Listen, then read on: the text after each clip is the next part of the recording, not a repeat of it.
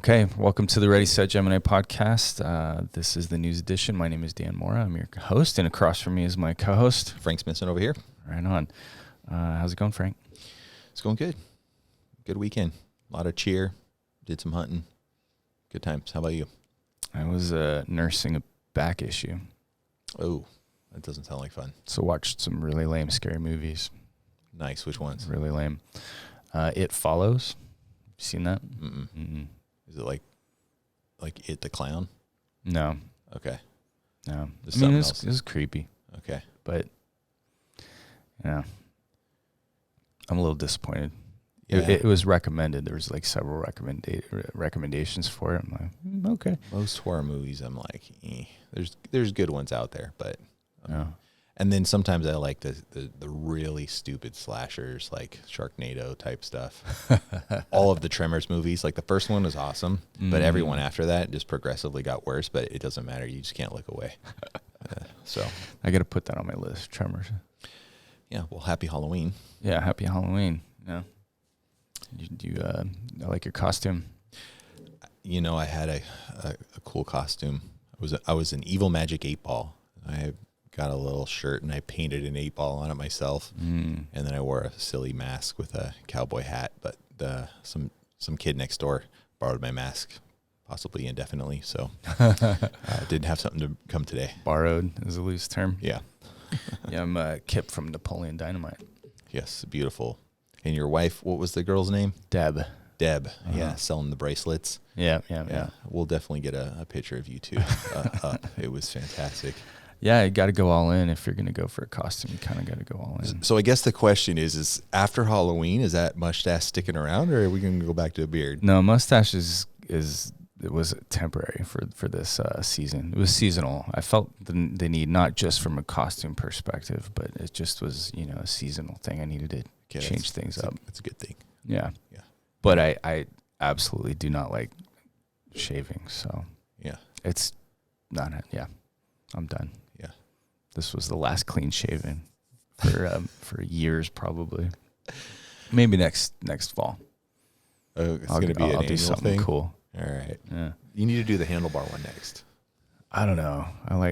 This is my flavor of mustache, I think. Gotcha. Mm-hmm. Well, you did a perfect example of representing Kip, so good job. Thanks. We're talking about John Woods. We have some more ethical things going.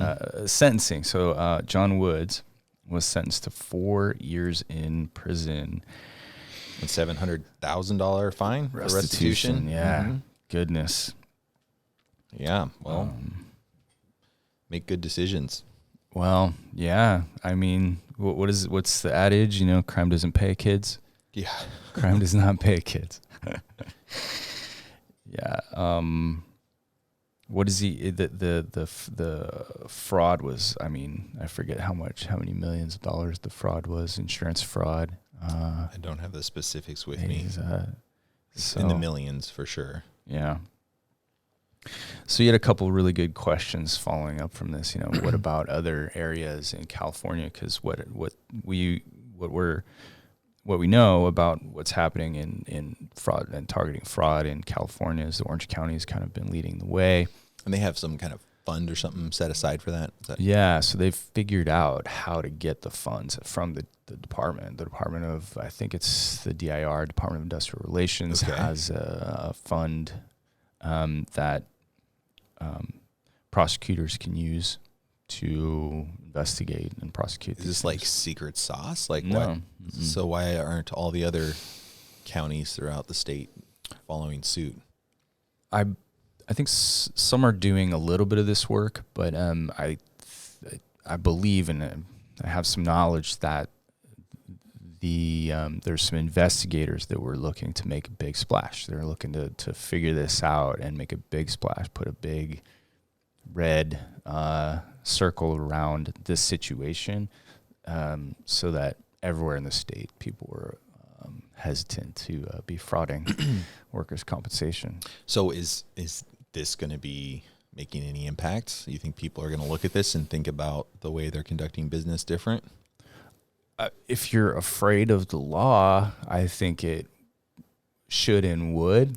If you're not, then I wonder if I wonder. We have another story as a Beverly Hills anesthesiologist that was defrauded insurance for $38 million and is getting 10 years in prison. Yeah, he was doing some very underhanded stuff. So you do wonder, does this? I think it helps. I think it helps, but I think it depends on the personality type, or if you're a criminal, if that's your identity as a criminal, you're going to take calculated risks for gain. So I don't know. Does it deter? It's a good question. I mean, psychological question, but it's a good question nonetheless. My wife always likes to watch those like true crime type shows and like tries to get in the head of like the criminal. I'm like, I'd like to understand what John Woods was thinking. What's his rebuttal? Did he think he could get away with it?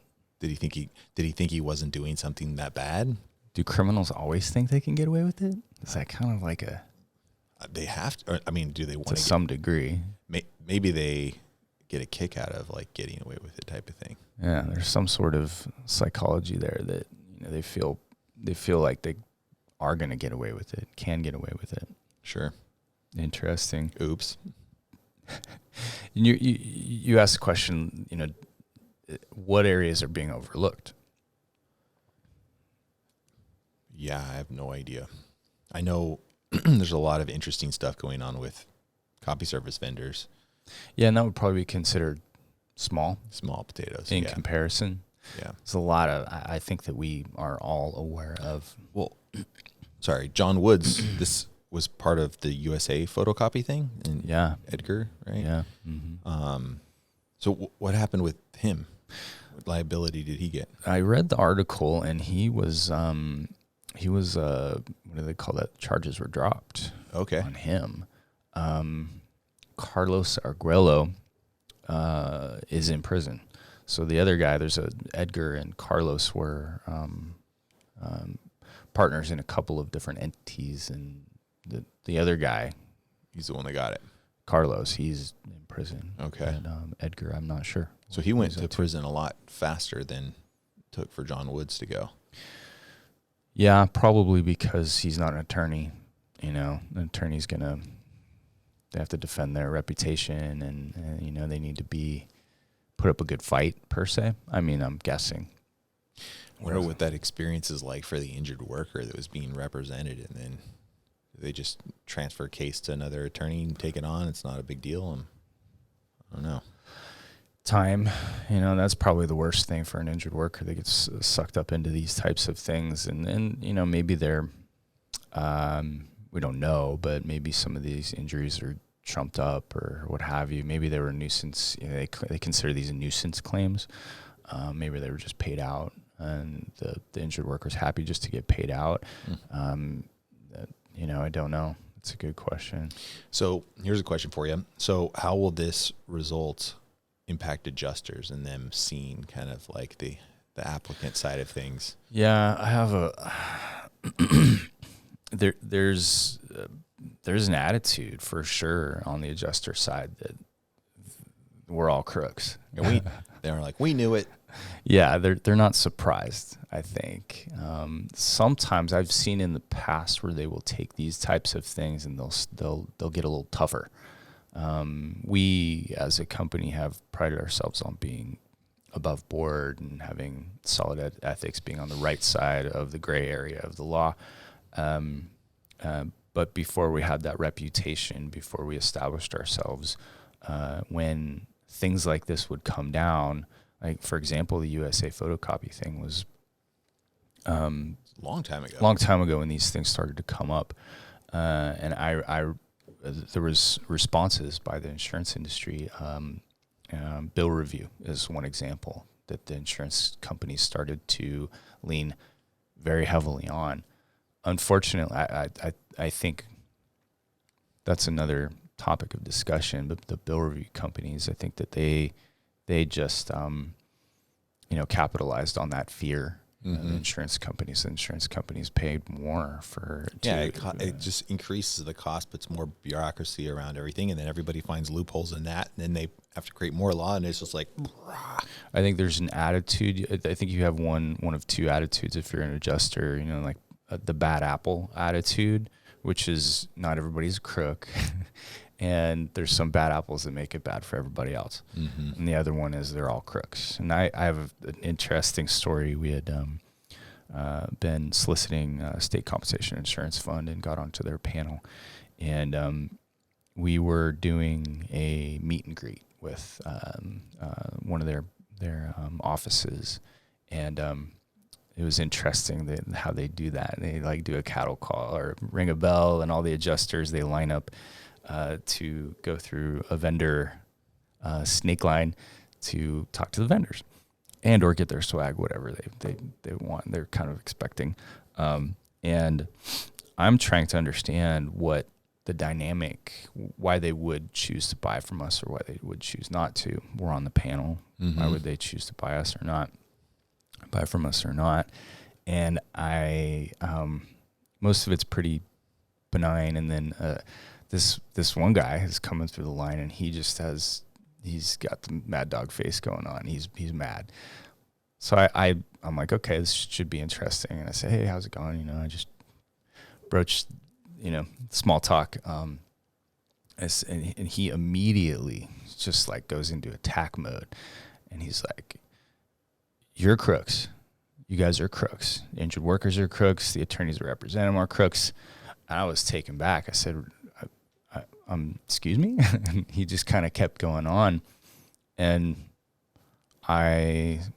there's nothing I could say. There was no debate there. There was nothing I could do to kind of persuade him. But he was a senior adjuster. He was supervising people, and he had that attitude, that we're all crooks. There's a lot of turnover with adjusters, right? Yeah, unfortunately. It's not something that, maybe they get, they think a type of way. Let's just say that. After doing it for a little while, you get jaded. You get definitely jaded. You get a little. We get jaded on our side. Everybody has that tendency, right? For sure. But it'd be nice if people could think objectively. Yeah, I don't know how this is going to affect. I don't think we're we're many years since we've put our brand forward as ethics forward. And so we don't really see the effects of these types of things anymore. Used to. And I'm happy to say that I think that most of our competitors that are still remaining that didn't get pinched for something or go out of business, they too know to play, within the lines for the most part. I know I think that what I see that is nefarious or funky in the industry is pretty minor.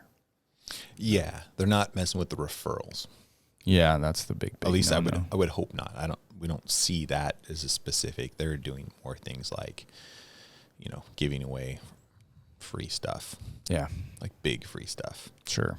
Yeah, definitely. I think that's still happening. Yeah, unfortunately. One day it'll change. That you asked another question that was interesting. What about we had this situation where this doctor, for example, in Beverly Hills, how aware is the counsel, the attorney in this situation? And are they complicit? Like how, that to me. Yeah. Millions of dollars. They have to trust their doctors, right? Are they going in and reading the reports that the doctors give deep enough to understand something's a little off?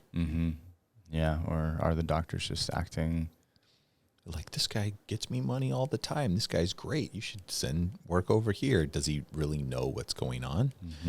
Yeah, I don't know. Yeah, an interesting question. Yeah. Anything kind of final, any questions you have around this topic? Yeah, I don't think so. I'm just waiting to see what the new things are for the future. it seems like anything major that was going on is now said and done, right? There's no other large cases or investigations happening. So maybe we'll get a little lull until we get some fun, update to the whole entire work comp system. That'll be the next new big thing probably. Yeah, I'm kind of with you. I kind of feel that we've navigated through a lot of change and a lot of repair in terms of people taking advantage of the changes in the system and or just taking advantage, and then the enforcement has increased over time. We're in a little bit of a time of peace per se in workers' compensation, which is great. Yeah. Yeah. I hope it goes on for a while. But I predict we're going to have a legislative package next year. So that's going to cause some ripples, lots of news. It'd be great if the legislative package that's a suggestion didn't actually create tension in the system. Like it creates change, just the act of it, not the actual law being passed. But like people make like decisions before it's even ready to go. We've seen that with the carriers significantly. Yeah. So hopefully this time around though, it seems like that's not been the case with the fee schedule. That worked out pretty well. I think you're right. The leadership has changed since that time, and I'm hopeful and optimistic that the leadership is a little bit more in tune with what's going on, a little bit more inclusive, a lot more inclusive. I think the last couple rounds were, unfortunately, were ramrodded through with, and that's how they do it from a political perspective. You have big moving pieces, and those big moving pieces on the board say, yeah, everything else is going to have to be subject to our moves and live in the wake of whatever we decide. I don't know. I hope that a lot of nuance. I hope that they do engage all of the subject matter experts. And one area, I mean, specifically in terms of fraud, is Labor Code 139.32. And I've advocated for this a couple times, but they can broaden. They did broaden it back in 12, I believe. And I think they can make it a little easier for investigators and prosecutors to target people doing bad stuff. Just wait and see. All right, man. Well, great conversation again. Good talk, and catch you next time. Yeah. To our listeners, like, subscribe, follow, comment. Do all the stuff. Yeah. Tell us we're idiots. Yeah. Be safe. Yes, definitely do that. And tell Dan how bad his stash looks, please. Yeah, please. Please, I want to hear feedback on the stash. Happy Halloween, and enjoy your trick-or-treating. Happy Halloween, Frank.